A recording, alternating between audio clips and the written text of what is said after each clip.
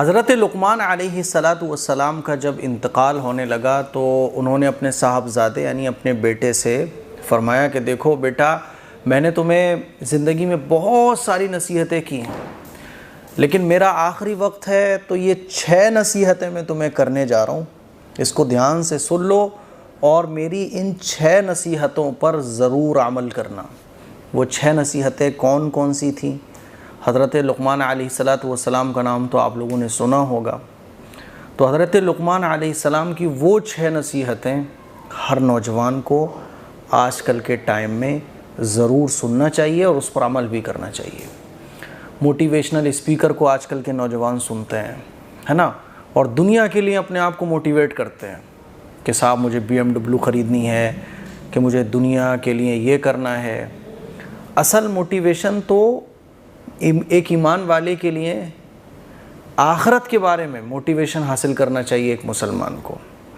آخرت کی موٹیویشن اگر آپ کے اندر آ گئی تو دنیا تو آخرت کے ساتھ ویسے ہی ملے گی، بالکل ایسے جیسے آپ مٹھائی کا ڈبہ خریدنے جاتے ہو تو مٹھائی کے ساتھ ڈبہ ویسے ہی مل جاتا ہے، آپ ڈبہ تھوڑی نہ خریدنے جاتے ہو۔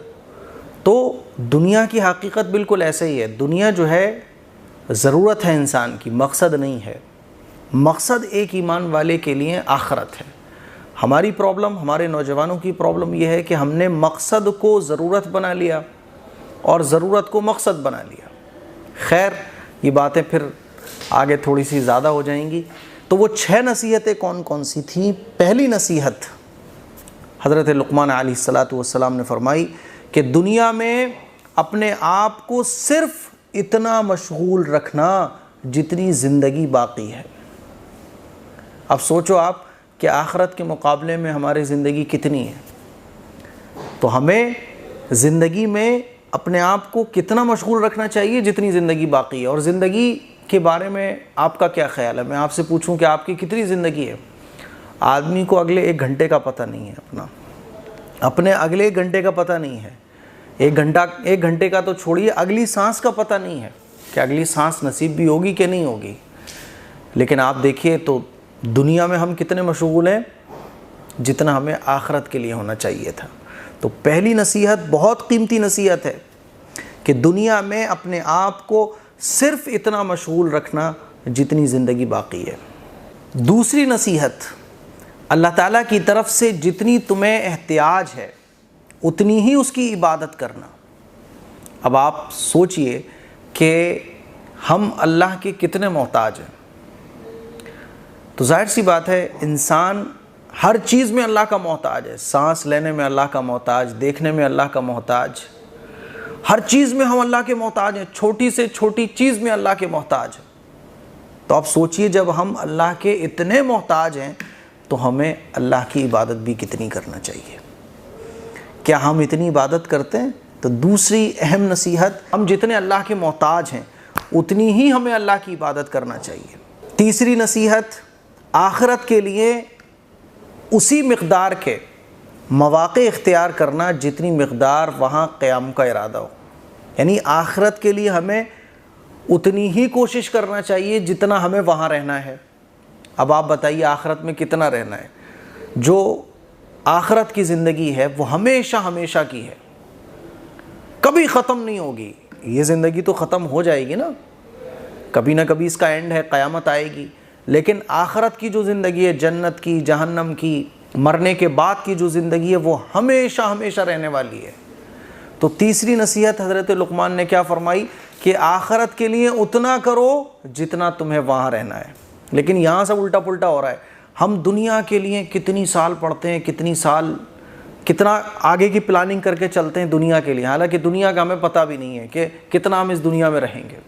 میں یہ نہیں کہہ رہا ہوں کہ دنیا کے لیے کچھ نہ کرو، لیکن دنیا کو ہی سب کچھ بنا لو، یہ غلط ہے۔ اور آخرت کو مکمل بھول جاؤ، یہ انتہائی بے وقوفی والی بات ہے۔ اسی لیے آخرت سب سے پہلے ہمارے سامنے ہونا چاہیے۔ آخرت کو کامیاب بنانے کے لیے دنیا ہماری ضرورت ہے، آخرت مقصد ہے۔ جب مقصد میں اور ضرورت میں فرق ختم ہم کر دیں گے اور ضرورت کو مقصد بنا لیں گے، مقصد کو بھول جائیں گے، تو پھر یہ گڑبڑی پیدا ہوتی ہے۔ تو تیسری نصیحت کہ آخرت کے لیے اتنی کوشش کرنا چاہیے جتنا ہمیں وہاں قیام کرنا ہے۔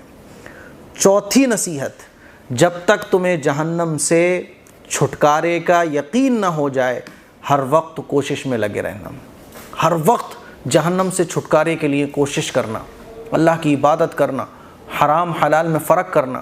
اور کیا کوئی یہ کہہ سکتا ہے کہ وہ جہنم سے بچ گیا؟ پتہ یہ چلا کہ ہمیں اتنی کوشش کرنا چاہیے جس سے دل میں یقین ہو جائے کہ ہم جہنم سے بچ جائیں گے۔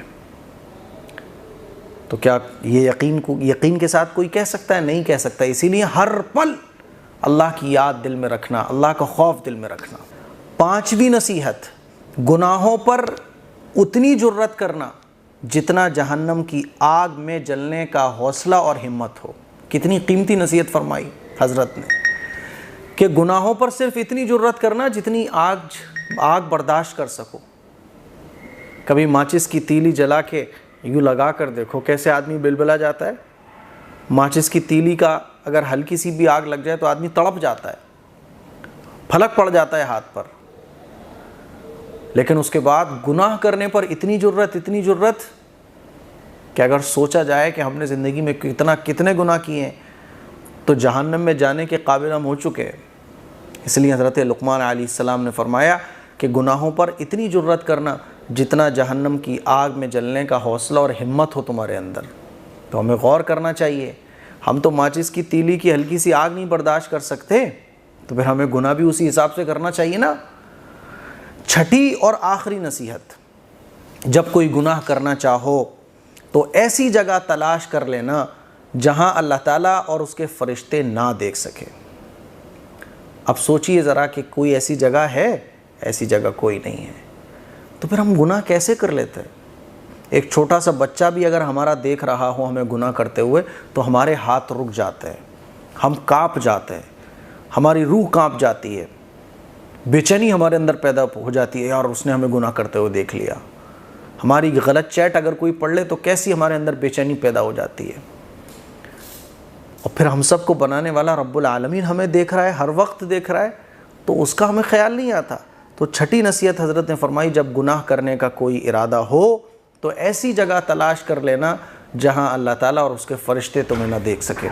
تو یہ 6 بڑی قیمتی نصیحتیں ہیں جو حضرت لقمان علیہ السلام نے اپنے بیٹے کو بالکل انتقال کے وقت، آخری وقت میں فرمائی۔ ہمارے نوجوانوں کو چاہیے کہ وہ ان 6 نصیحتوں کو اپنے سامنے رکھیں، تو دنیا میں بھی کامیاب رہیں گے اور آخرت میں بھی کامیاب رہیں گے۔ اس کلپ کو شیئر کریں۔ السلام علیکم ورحمۃ اللہ وبرکاتہ۔